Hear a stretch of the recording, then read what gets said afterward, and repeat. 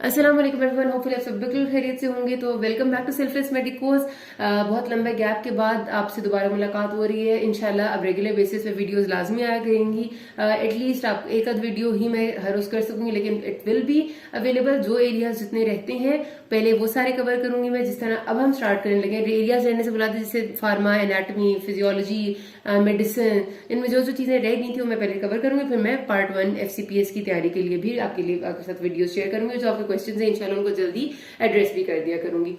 अच्छा, ऐसा है कि साइकाइट्री से हम शुरू करेंगे। साइकाइट्री में आपको उसी हिसाब से पढ़ाऊंगी जिस हिसाब से आपके एग्जाम में फाइनल ईयर फोर्थ ईयर जब भी आप साइकाइट्री पढ़ते हैं, एग्जाम में जैसे आएगा, जैसे MCQ आएगा और जैसा आपसे क्लिनिकली रोटेशन के दौरान वार्ड में वाइवा, ऑस्पी वगैरह में पूछा जाता है। ठीक है, डेविडसन में एग्जैक्टली वैसा नहीं लिखा हुआ। आप अगर यही यहां से भी कर लेंगे तो भी आपको बुक पढ़ने की भी जरूरत नहीं पड़ेगी। ठीक है, वैसे तो बहुत सारी डेफिनेशन है स्टार्टिंग साइकाइट्री, लेकिन डिल्यूजन और हेलुसिनेशन तो ऐसे लफ्ज हैं जो आपने बिल्कुल भी नहीं भूलने, और इनका मतलब बहुत अच्छे से आपको पता हो और कहाँ इस्तेमाल करना है भी पता हो। पहली बात तो ये कि आपको ये बता दो कि डिल्यूजन का मतलब है, अगर इसकी मैं डेफिनेशन बोलूं तो false, unshakable and firm belief which is against the cultural and religious beliefs of the patient and we have evidence to the contrary. यानी कि अगर एक मरीज आपके पास आता है और वो कहता है कि डॉक्टर साहब मुझे पक्का यकीन है कि मेरी बहन मुझे मार देगी, वो मेरे खिलाफ है, वो साजिश कर रही है और वो मुझे मार देगी। ठीक है, एक होता है आइडिया होना। आइडिया का मतलब है कि मेरा ख्याल है कि वो बंदा मेरे खिलाफ है, वो मुझे मारेगा। ये होता है पेशेंट का आइडिया होना। लेकिन एक चीज होता है कि मैं यकीन से कह सकती हूँ कि वो मेरे खिलाफ साजिश कर रही है और मुझे मार देगी। ये होता है यकीन होना। और अगर आप उस यकीन को तोड़ने की कोशिश करें, यानी आगे से डॉक्टर ये कहे कि नहीं ऐसा बिल्कुल भी नहीं, आपकी बहन आपके अगेंस्ट नहीं है, तो वो कहे कि आप गलत कह रहे हैं, मेरे पास मैं पूरा यकीन से कह सकती हूँ वो ऐसा करेगी, तो फॉल्स अनशेकेबल बिलीफ। ठीक है, गलत है बट अनशेकेबल है, उसको बंदा ये चैलेंज नहीं कर सकता और उसके सच्चाई भी नहीं है, हमें पता है कि वो झूठा है, उसको हम डिल्यूजन कहते हैं। तो डिल्यूजन को आइडिया से हमेशा डिफरेंशिएट करना आना चाहिए। मरीज आपके पास आए, अगर उसके ख्यालात हों, आपको लगे कि ये फॉल्स और अनशेकेबल नहीं है, तो वो आइडियाज होते हैं। हम उनको कहते हैं परसिक्यूटरी आइडियाज हैं पेशेंट के। लेकिन अगर वो पक्के बिलीफ्स हों तो उनको हम डिल्यूजन कहते हैं। अब डिल्यूजन की टाइप्स हैं डिपेंडिंग अपॉन कि वो कैसे क्या चीज पेशेंट आपको बता रहा है। जिस तरह मैंने आपको कहा कि वो आप कहते हैं कि कोई मुझे नुकसान पहुंचा देगा, समवन विल हार्म मी, उसको हम परसिक्यूटरी डिल्यूजन कहते हैं। अब ये लफ्ज इसलिए याद रखने हैं कि आपका जब हिस्ट्री लेते हैं और पेशेंट आपको ऐसी हिस्ट्री देता है तो उसमें आप नहीं लिखेंगे कि patient was saying that my sister is against me and she will kill me, बल्कि आप लिखेंगे patient is having persecutory delusion. ठीक है, ये लफ्ज आपने लिखना होता है और ये आपके MCQs में भी आता है। फिर हाइपोकॉन्ड्रिकल का मतलब होता है पेशेंट के जहन में होता है कि उसको कोई बहुत बड़ी बीमारी है जिसकी वजह से वो मर जाएगा, मतलब कैंसर है, कोई ऐसी बीमारी है। अब एक पेशेंट्स कुछ ऐसे आपके पास आप आएंगे देखेंगे जो कह रहे होते हैं सपोज कि मेरे दिल में दर्द है, हर टेस्ट उन्होंने कराया हुआ होता है, मतलब सीने में दर्द को वो दिल का दर्द कहते हैं, उन्होंने हर टेस्ट कराया होता है, लेकिन उनको कोई बीमारी नहीं होती बाकायदगी से, और फिर भी वो कहते हैं। अब वो जो दर्द होता है वो डिल्यूजन नहीं होता, वो बेसिकली डिसोसिएशन होती है। वो मैं आपको डिसोसिएटिव डिसऑर्डर में बताऊंगी। ये डिल्यूजन का मतलब है कि वो ऐसी कोई बहुत बड़ी बीमारी खुद से एसोसिएट करें जिससे उनकी डेथ हो जाएगी। जिसको कहते हैं कि मुझे कैंसर में मर जाऊंगा, तो वो हाइपोकॉन्ड्रिकल डिल्यूजन होती है। फिर होता है हमारे पास अगली चीज की, अगर पेशेंट आपके पास आता है और कहता है कि मैं इस दुनिया का बादशाह हूँ, या मेरे पास सुपर नेचुरल पावर्स हैं, या फिर मेरे पास अलादीन की कारपेट है जिससे मैं उड़ सकता हूँ, वो होती है ग्रैंडियोज डिल्यूजन्स, यानी कि superiority to all of others, लेकिन वो असल में नहीं है। ठीक है, उसे ग्रैंडियोसिटी कहते हैं।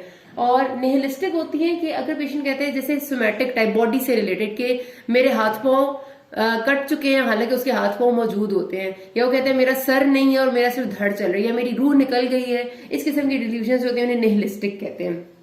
तो आपने उसे प्रॉपर कैटेगरी में फिट करना होता है।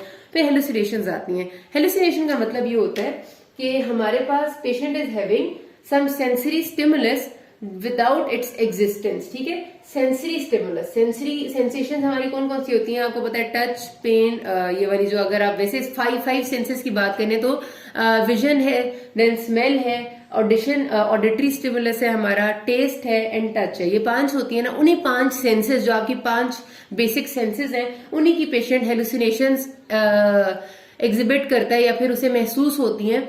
अगर मतलब ये बात है मेरे बताने का मतलब था कि उन्हीं 500 चीजों को आप हेलुसिनेशन की टाइप्स कह देंगे।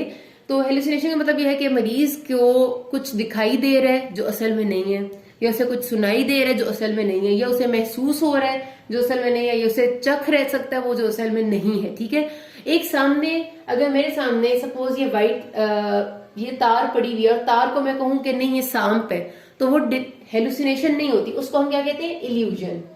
एक चीज एग्जिस्ट करती है लेकिन हम उसको गलत परसीव करें। तार पड़ी हुई है, मैं तार को स्नेक समझूं, वो हो गया इल्यूजन कि मैं उसे गलत परसीव करी हूं। लेकिन कोई तार नहीं है, कुछ भी नहीं है, खाली जगह है और मैं कहूं इस जगह पे सांप चल रहा है, तो वो होती है हेलुसिनेशन, कि मुझे विजुअल कोई चीज नजर आ रही है जबकि वो एग्जिस्ट नहीं करती। ठीक है, अच्छा, विजुअल हेलुसिनेशन में पेशेंट देख सकता है ऐसी चीजें, यानी कि मुझे सांप चलते हुए नजर आते हैं, मुझे कोई रूह नजर आती है, कुछ भी ऐसे जिन नजर आते हैं, व्हाटसएवर। ऑडिटरी हेलुसिनेशन में कहते हैं मुझे आवाजें आती हैं, कभी कि बहुत सारी किस्म के ऑडिटरी हेलुसिनेशन होते हैं। किसकी आवाज आ रही है पेशेंट आपको बताएगा, कभी किसी को अपने पुराने जो मर चुके होते हैं लोगों उनकी आती है, कुछ को वैसी आवाजें आती हैं। टेक्टाइल होता है कि वो कहते हैं कि मुझे ऐसे महसूस है मुझे कोई बार बार टच कर रहा है, लेकिन असल में ऐसा नहीं होता। गस्टेटरी का मतलब मुझे जायका आ रहा है हर वक्त, मुझे कभी मीठी चीज का जायका आता है, मुझे खट्टी का, gustatory hallucination. And general somatic hallucination का मतलब ये है कि अपनी बॉडी पे बेसिकली किसी गलत चीज को एसोसिएट करे, जैसे वो कहेगा कि मुझे जैसे महसूस हो रहा है कि मेरे मैदे में सांप चल रहा है, मतलब बिल्कुल उल्टी से एक बात करें, which is not possible related to body, तो वो जनरल सोमैटिक होती है। ठीक है, ये आपने याद रखनी है। अब एक बात और जहन में रख लें कि बेसिकली अगर आपका पेशेंट का एक, अभी मैं आपको ना अगली वीडियो में बताती हूँ कि मूड डिसऑर्डर्स क्या होते हैं और पर्सनालिटी डिसऑर्डर्स क्या होते हैं। ठीक है, different type of mood disorders, thought disorders, personality disorder, तो मैं आपको बताऊंगी ताकि आपको थोड़ा सा अंदाजा हो जाए।